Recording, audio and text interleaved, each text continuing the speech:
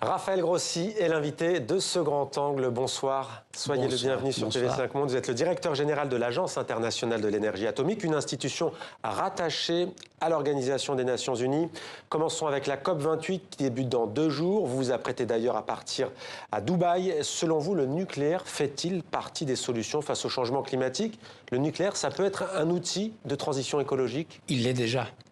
Vous savez qu'en Europe, la moitié de l'énergie propre, de l'électricité propre est d'origine nucléaire. La question est de savoir si on peut augmenter ces parts de marché, si vous voulez, mais c'est un rôle qu'elle joue déjà au niveau global, c'est un quart des énergies, de l'électricité propre. Donc c'est une bonne occasion, c'est la première fois, vous savez, c'est pour la première fois, c'est la 28e COP, donc 27 COP, c'est la première fois que le pays qui utilisent, qui s'en servent de l'énergie nucléaire vont le dire. Donc on va approuver une déclaration où tous les pays qui incluent l'énergie nucléaire dans le bouquet énergétique vont dire là-bas, voilà, le nucléaire, ça fait partie des solutions, des outils dont on doit se servir pour cette... Ce sont des États qui vont assumer, vous nous dites ce soir. En revanche, se pose aussi la question de l'enfouissement des déchets. Est-ce vraiment une énergie propre? Oui, absolument. La question des déchets radioactifs, c'est une question qui se gère. C'est pas un problème comme une narrative les prétend qu'on passe de manière irresponsable aux générations futures. Les déchets nucléaires se traitent, se protègent et ils sont là contrôlés d'une manière tout à fait correcte. Et vous avez pris la parole d'ailleurs, Raphaël Grossi, à ce sujet. À Villepinte, en région parisienne, où se tient le grand salon du nucléaire. Emmanuel Macron, vous le savez sans doute, en France, il a fait de cette question du nucléaire un cheval de bataille de son deuxième quinquennat, avec à la clé des emplois, des investissements verts, et ce qu'on appelle aussi des mini-réacteurs SMR, dit-on, ou AMR aussi. C'est quoi ces petits réacteurs au juste? Bon, c'est une nouvelle, je dirais, filière dans le nucléaire. Vous avez les gros réacteurs traditionnels, mais il y a les SMR, Small and Medium Size en anglais, et plusieurs pays, les États-Unis, le Canada, la Corée et la France, développent leurs réacteurs qui sont plus petits, qui sont plus mobiles, qui sont moins chers aussi, et qu'on peut déployer dans des endroits éloignés, donc qui présentent des avantages commerciaux et techniques et technologiques. Donc les nucléaires aujourd'hui, c'est les nucléaires traditionnels tels qu'on les connaît. Mais on commence déjà à miser sur ces nouveaux types de réacteurs plus petits, plus faciles, plus déployables. Pour produire de l'électricité? De l'électricité, pour produire de l'hydrogène vert ou rose. L'hydrogène, vous savez, il y a cette histoire des couleurs.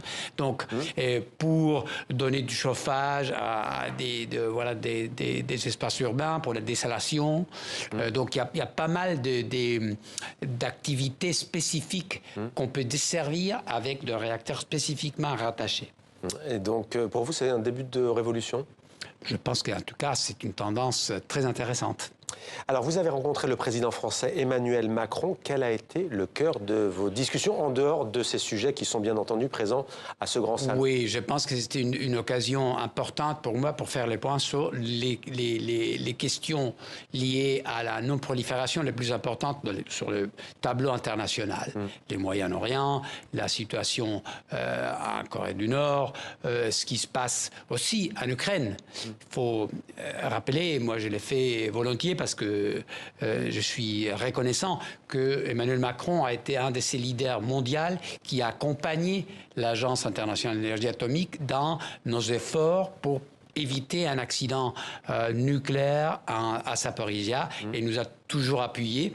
Donc c'était un bon moment pour évaluer avec lui la situation, l'évolution de la situation. Vous savez ce qui se passe militairement, il y a une espèce d'impasse, mais quand même pas mal d'activités militaires aux alentours de la centrale. Donc on reste toujours très alerte et vigilant.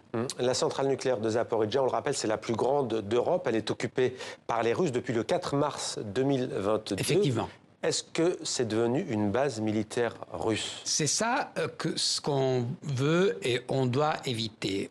Au mois de mai, je me suis rendu au Conseil de sécurité à New York où j'ai énoncé une série de principes.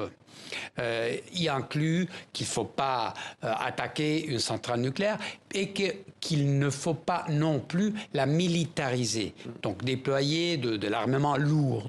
Et nos inspecteurs qui sont là, de manière permanente, veillent à que ça ne se produise pas. Pour l'instant, c'est le cas. La menace? Oui. Pour l'instant, la menace, c'est d'abord la guerre, parce qu'elle continue. Les activités nucléaires, les opérations militaires continuent. Et aussi l'approvisionnement d'électricité extérieure qui assure la fonction de refroidissement de la centrale. Cette fois, on a eu des blackouts complets et donc des situations à très haut risque. Donc, il y a aussi la destruction du barrage de Novakhovka au mois de juin dernier qui a réduit considérablement l'approvisionnement d'eau pour le refroidissement. Donc, il y a pas mal des menaces, je dirais, des situations qui fragilisent cette énorme, comme vous dites bien, la centrale nucléaire la plus grande en Europe continentale. Vous allez y retourner? Oui, je compte y retourner.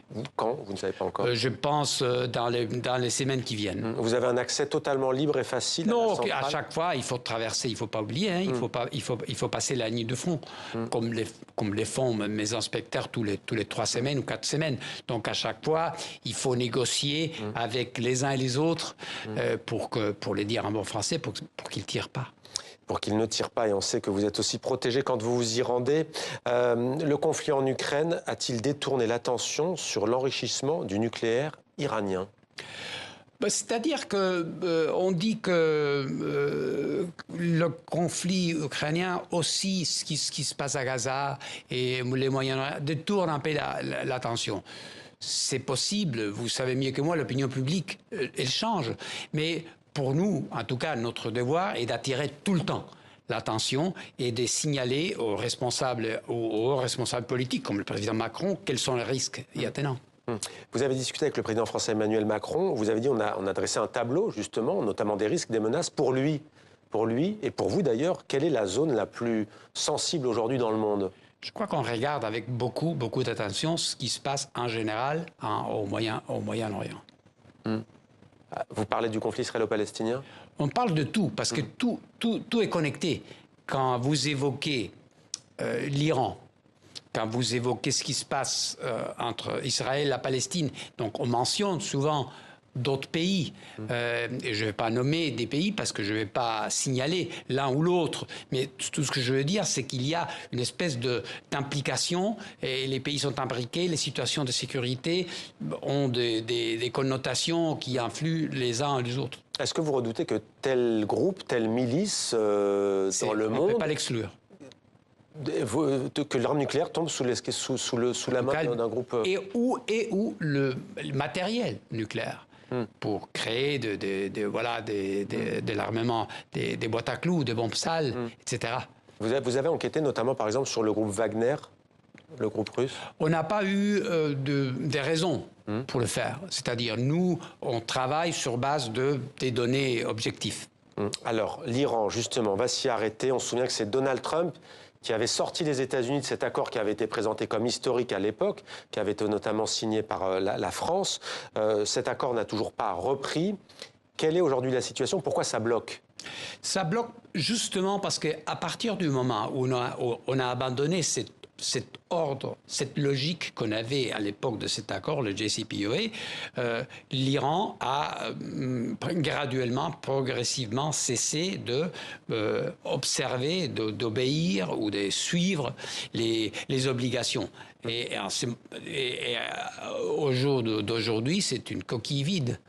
Cet accord. Il existe un nom seulement. Donc, et ça a commencé à éloigner lentement. On est toujours là, il faut le dire, il faut clarifier. L'agence continue à faire des inspections, mais on a perdu énormément de visibilité sur ce qui se passe, là-bas. Vous avez quand même produit un rapport récent qui dit que les stocks d'uranium enrichi s'élevaient à 4 486,8 kilos à la date du 28 octobre dernier, soit plus de 22 fois la limite autorisée par l'accord international dont on parle, qui a été signé en 2015.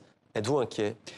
Et oui, et surtout parce que il y a de l'enrichissement à 60%. Vous savez, pour faire une arme nucléaire, il faut être capable d'enrichir à 90%.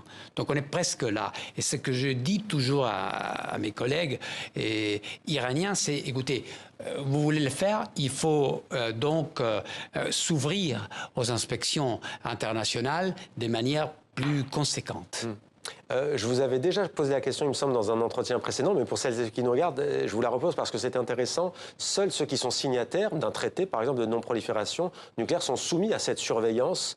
Exactement. Est-ce que ce n'est pas non plus un problème ? D'autres, justement, ne le sont pas. Est-ce que les grandes puissances, comme les États-Unis, ne devraient pas montrer l'exemple ? La réalité, c'est que l'ordre nucléaire mondial repose sur un traité, qui est le traité de non-prolifération.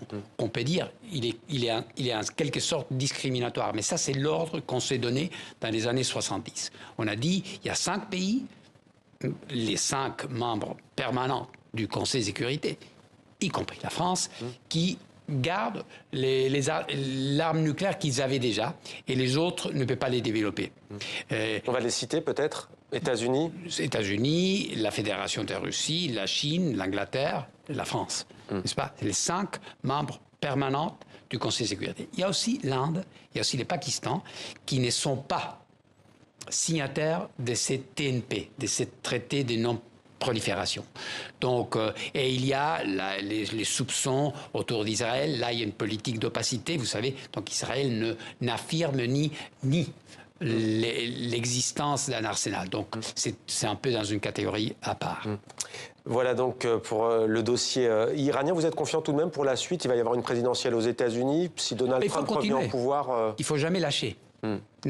Pour nous, la tâche d'inspection, elle doit continuer. On est dans un moment un peu difficile, un peu complexe, mais on est là.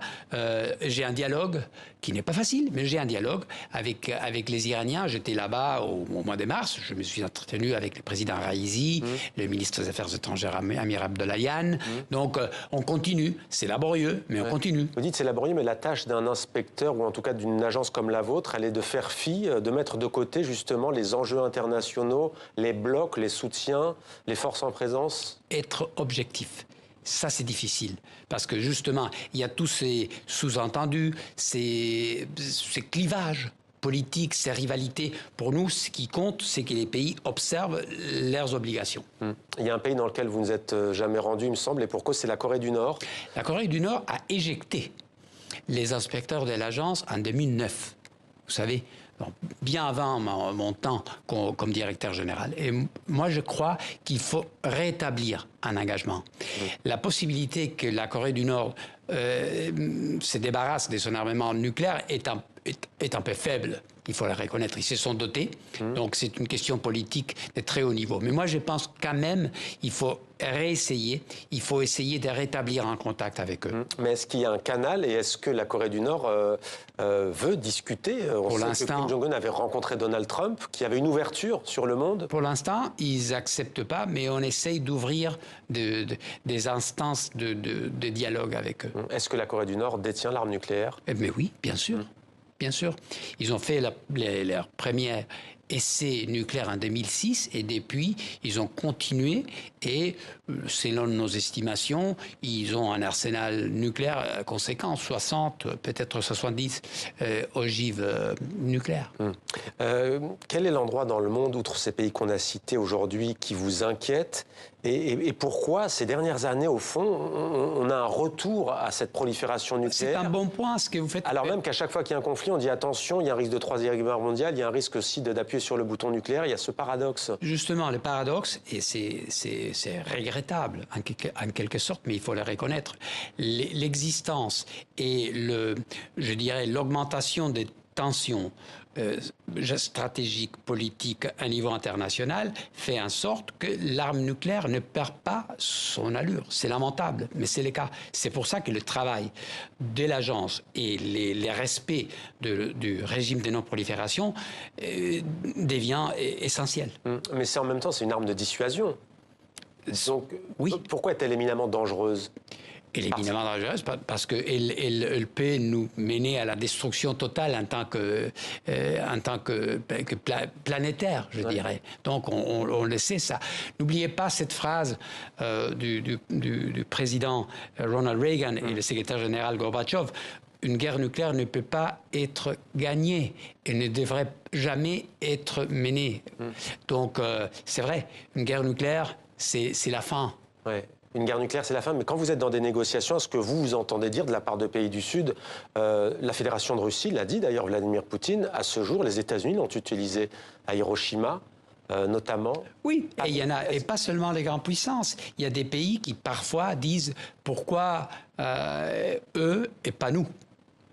Et donc, ces tensions sont inévitables. Et vous répondez quoi à cela ?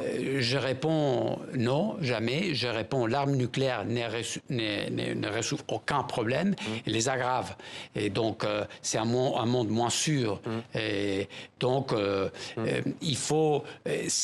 même imparfait, le régime de non-prolifération, c'est 1000 fois mieux que la guerre nucléaire. Ouais. Vous êtes argentin, diplomate chevronné à la tête de l'AIEA. Une question sur ce qu'on appelle les pays émergents. L'Argentine va entrer dans les brises, vous êtes diplomate. Quel regard portez-vous sur les équilibres aujourd'hui mondiaux ? On parle de Sud global. Est-ce que c'est une notion que vous On est dans un monde en transition. C'est vrai qu'il y a des nouvelles manifestations dans la politique internationale et des pays, comme vous dites bien, de Sud émergents et d'autres pays en voie de développement qui commencent à acquérir un profil plus important. Je crois que gérer ça d'une manière, il y a pas seulement Est-Ouest, on parle maintenant du G20, du G7, il y a des manifestations multiformes qu'il faut gérer au mieux.